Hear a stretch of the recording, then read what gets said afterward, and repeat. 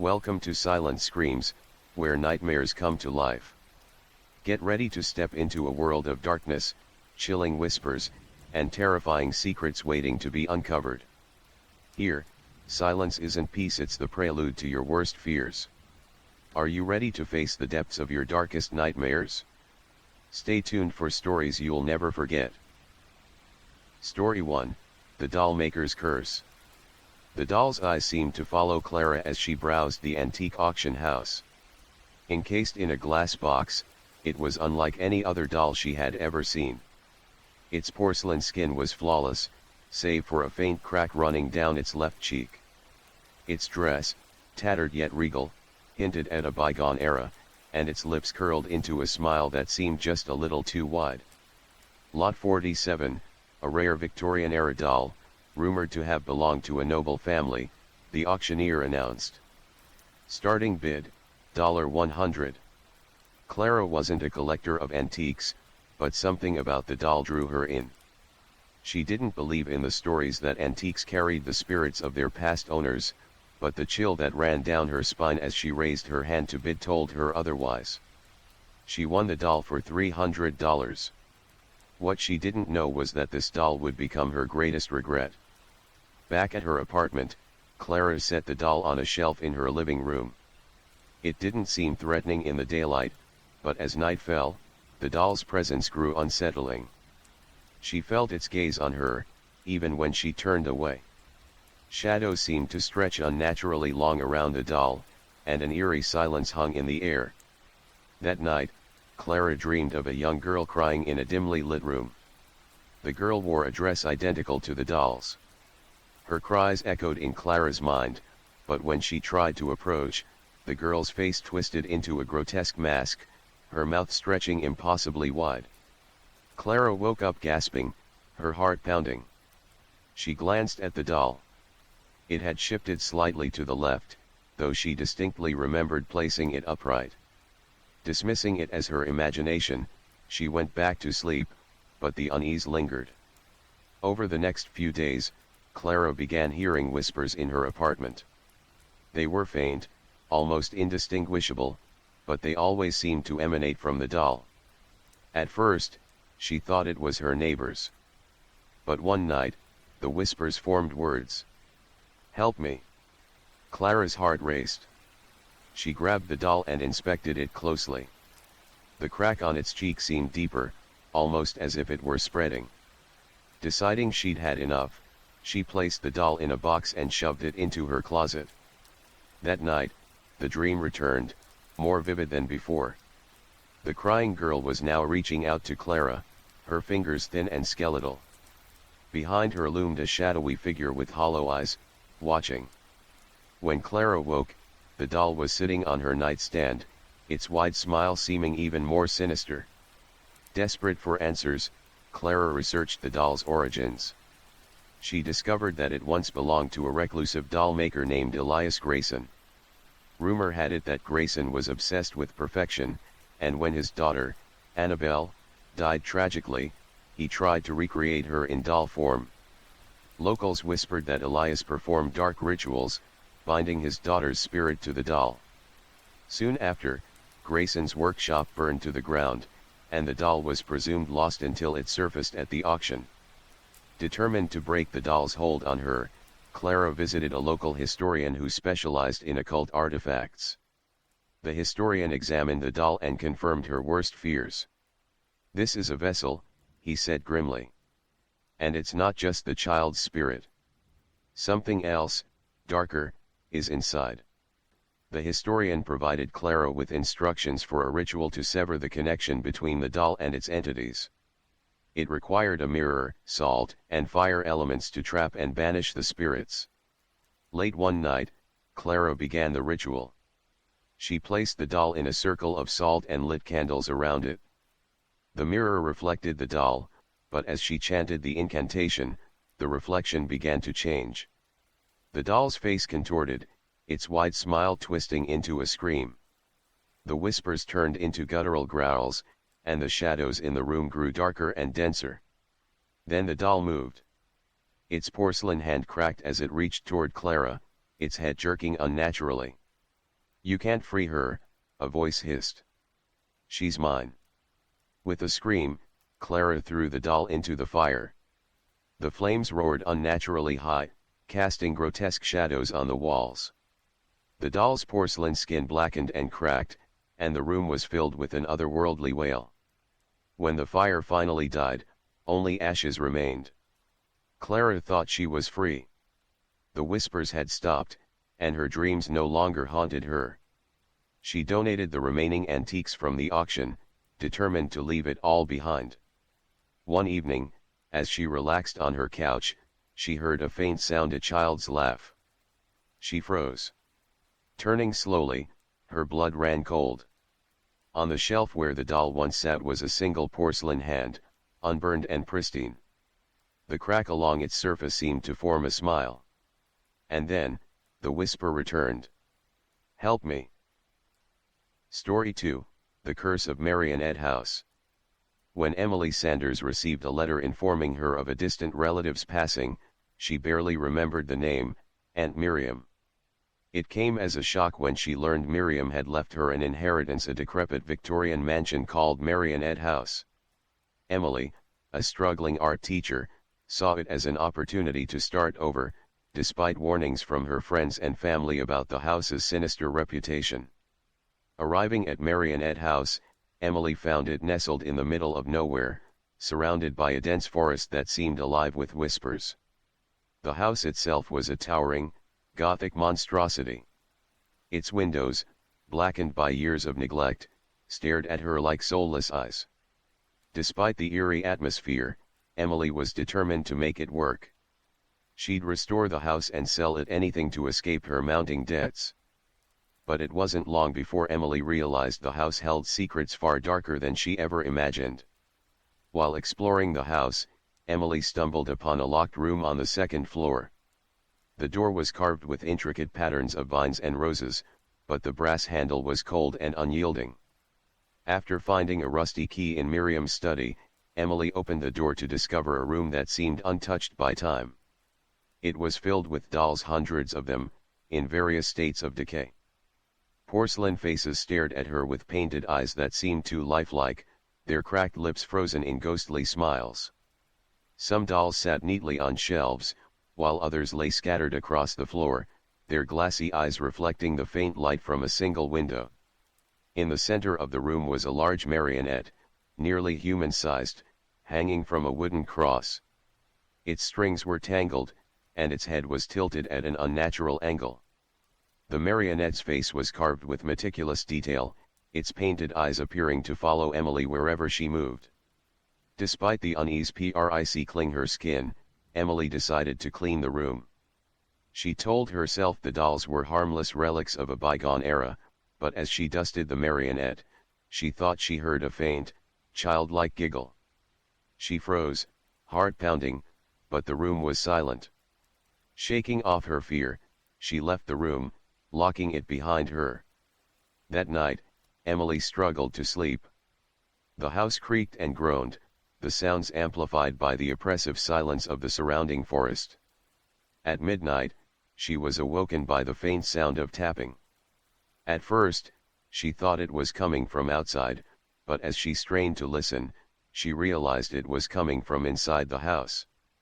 Following the sound, Emily was led back to the doll room. The door she had locked earlier was now ajar, swinging slightly in an invisible breeze.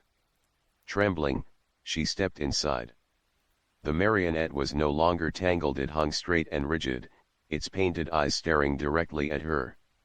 The tapping grew louder, and Emily realized it was coming from one of the shelves.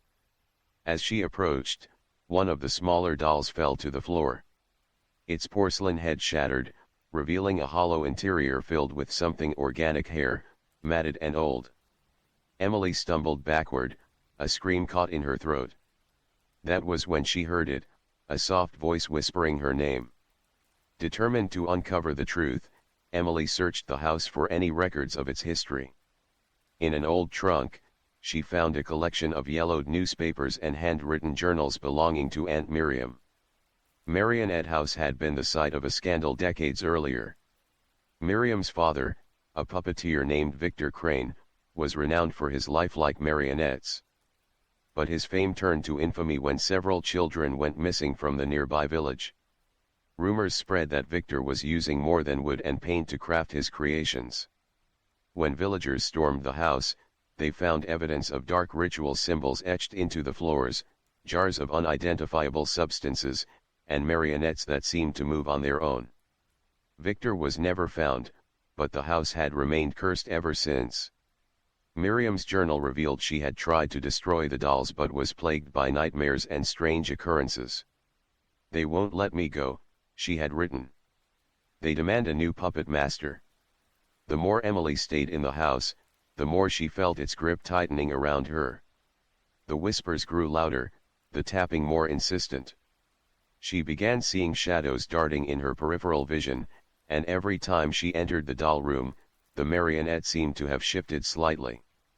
One night, Emily awoke to find the marionette standing at the foot of her bed.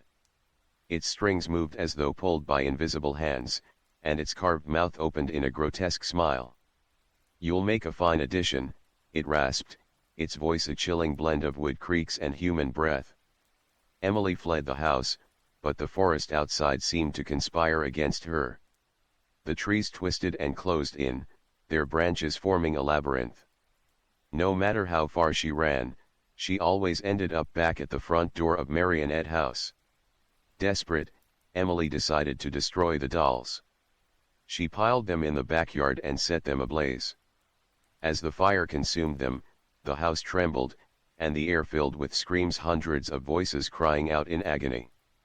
But when the flames died, the marionette remained, untouched and standing upright amidst the ashes. Its painted eyes seemed to glow, and Emily felt an invisible force pulling her toward it. Strings appeared around her wrists and ankles, cutting into her skin as they tightened. The last thing Emily saw before darkness consumed her was the marionette's face, now unmistakably resembling her own. Weeks later, a real estate agent visited Marionette House to assess its value. He discovered the doll room pristine and eerily arranged.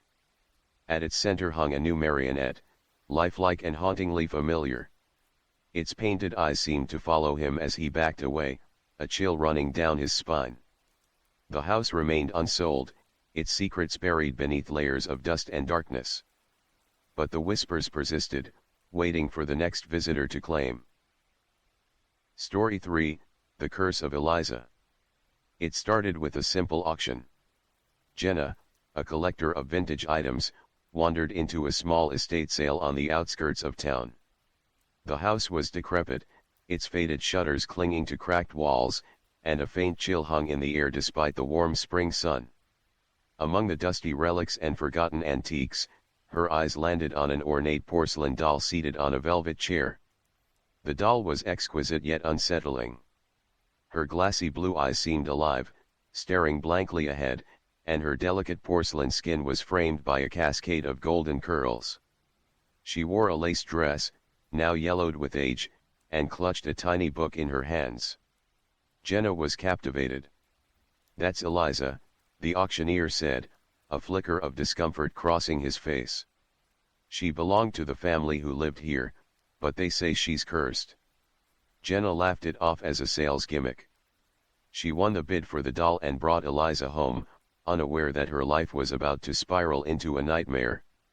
The first night, Jenna placed Eliza on a shelf in her study, the doll's glassy eyes catching the light.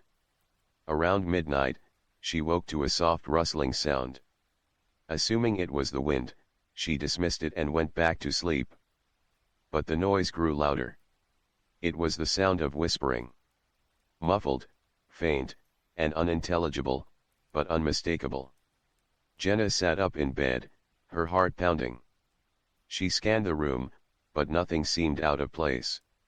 The next morning, Jenna found the doll on her desk, though she was sure she'd left it on the shelf. The tiny book Eliza held was now open, its blank pages smeared with faint red marks. As days passed, the whispers turned into faint giggles, and shadows darted across the room, always just out of sight. Jenna began losing sleep, her once organized life unraveling as paranoia took root. Desperate for answers, Jenna delved into the history of the doll. She discovered that Eliza was crafted in the late 1800s by a toymaker named Victor Aldridge, who was infamous for his macabre creations. Rumor had it that Victor had infused the doll with the soul of his deceased daughter, binding her to the porcelain figure through a dark ritual. But Eliza's spirit was far from benign. According to local legends, anyone who owned the doll met a grisly fate, madness, unexplained deaths, or simply vanishing without a trace. Jenna dismissed these stories as folklore, though her hands trembled as she read. That night, the doll's whispers grew louder. They were no longer incoherent, they called her name. Jenna. Jenna. Terrified, Jenna locked Eliza in the attic. But even then, the whispers persisted, echoing through the walls. Weeks passed, and Jenna's mental state deteriorated. She avoided the attic, but one evening, her curiosity got the better of her. Armed with a flashlight, she ascended the creaking stairs. The attic was suffocatingly silent. Eliza sat in the corner, her once perfect lace dress now tattered, her porcelain face cracked.